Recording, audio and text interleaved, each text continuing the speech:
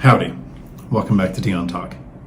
How do I find cash flowing deals on the MLS? Meaning rentals that print money every month without having to use any creative strategy like wholesalers, driving for dollars, mailers.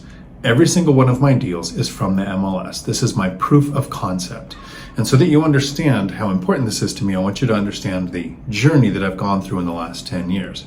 And just so you know, it doesn't start out so happy, but it ends on a positive note. I'm currently financially free, able to do anything I want, retired last year with a little over $17,000 a month in cash flow after all expenses and setting aside for repairs, maintenance, and vacancy, so that I can do things like travel to Portugal and learn about real estate, and not just to make a trip like this a tax write-off. But after the 2008 recession, I was laid off from a police department because when there's a recession, there's no more crime and we don't need cops anymore. I found myself a truck driving job that doubled my income, and that company went on strike. So I then went to a CDL school, commercial driver school in Washington, and I started as an instructor making $17 an hour. At this point in time, I had found out about $89,000 in bad debt in my name that I didn't know existed until the divorce. So I wasn't in a really good starting position. I was also a single parent raising 3 kids, working full time.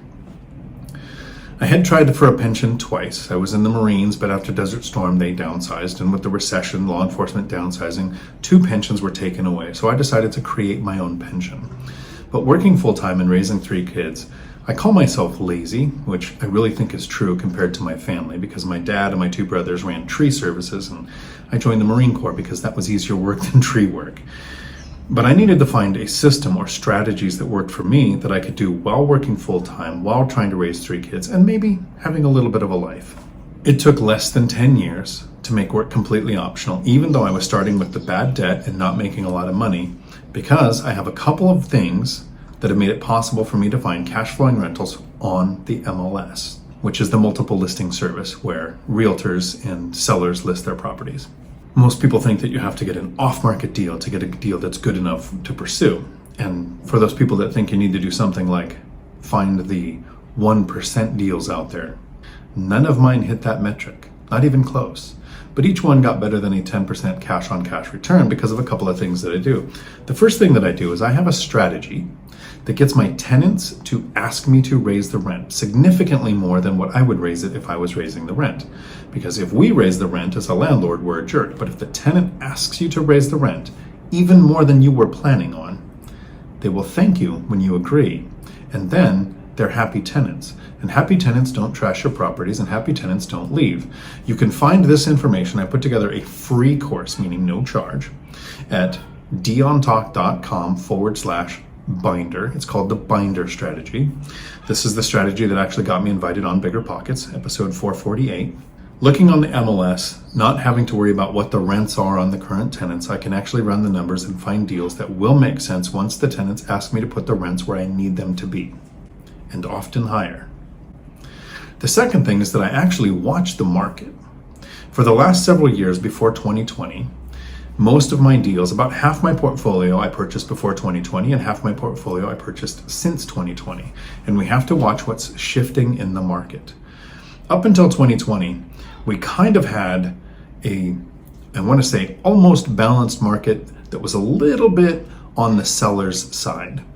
So speed was my friend. You had to have an offer in quickly before the seller realized they were going to get inundated with offers above asking price, waiving contingencies, and in some cases people offering to name their kids after the seller, and that person didn't even actually get the deal. So I had to have my systems in place with multiple agents sending me listings, because searching on the MLS is nuanced. And even if I was an agent with access to the MLS, I would have at least 3 other agents setting up auto searches so that I can see the deals as fast as possible. And then within an hour, my lenders knew that I had to have a letter of pre-qualification in my email before that hour so I could submit my offer, because speed was our friend. We wanted to get the seller to accept our offer so that they would have the sunk cost theory, so that even if a better offer came in later, I haven't had a seller pull out and take one of their better offers. They've stayed with mine because they felt committed since they accepted my offer already. And then the market shifted. In 2020 and early 2021, it was even more of a seller's market. So we had to be fast. We had to do creative things like maybe put down higher earnest money, which I only recommend doing as long as you have an appraisal contingency and an inspection period. Not so much that you can have an inspection done, but that inspection period gives you several days after you're under contract to back out without losing your earnest money. But a larger earnest money might sometimes have the seller thinking that's their money if you back out, making them more likely to accept your offer. And then after 2021, as interest rates have gone up and prices haven't dropped enough to make it a balanced market yet, it's not quite a buyer's market, but what we can do now is for the first time in several years, we can actually identify a motivated seller.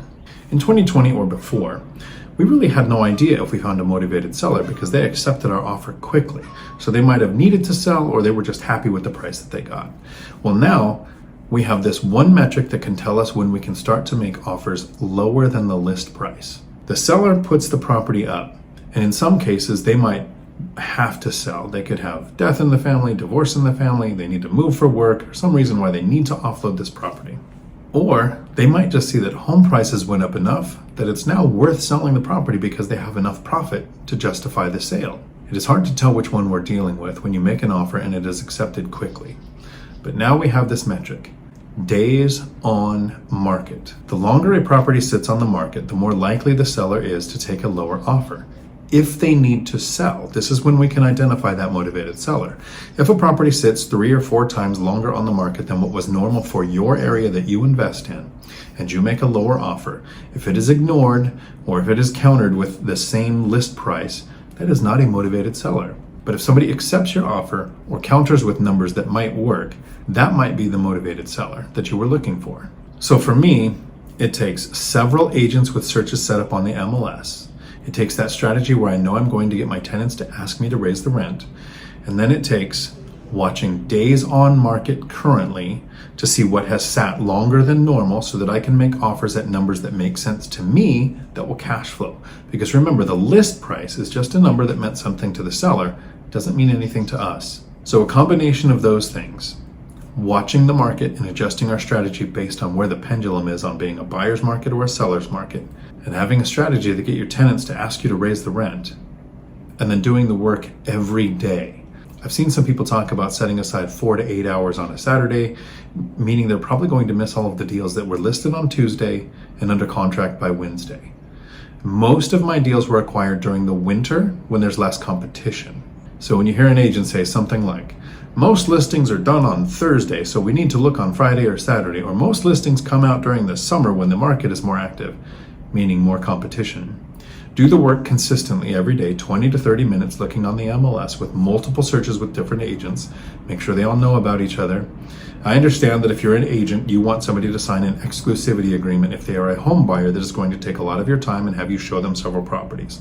But as an investor, all I'm going to do is have those agents set up auto searches and they have the chance at making a commission if they just send me the deal I'm looking for.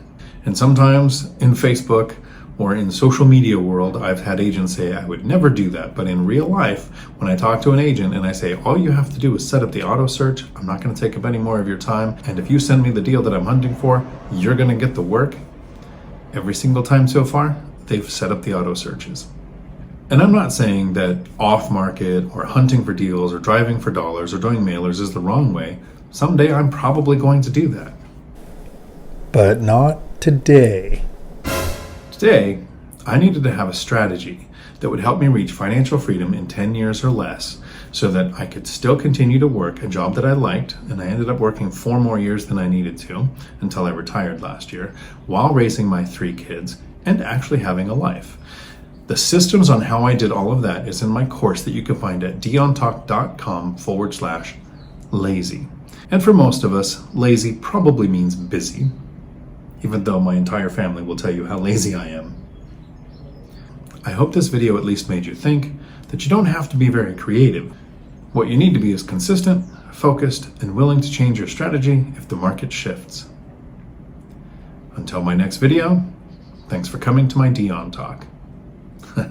And YouTube thinks this video is going to be the next one that brings you to financial freedom. We're sorry, the number you have dialed is not in service at this time.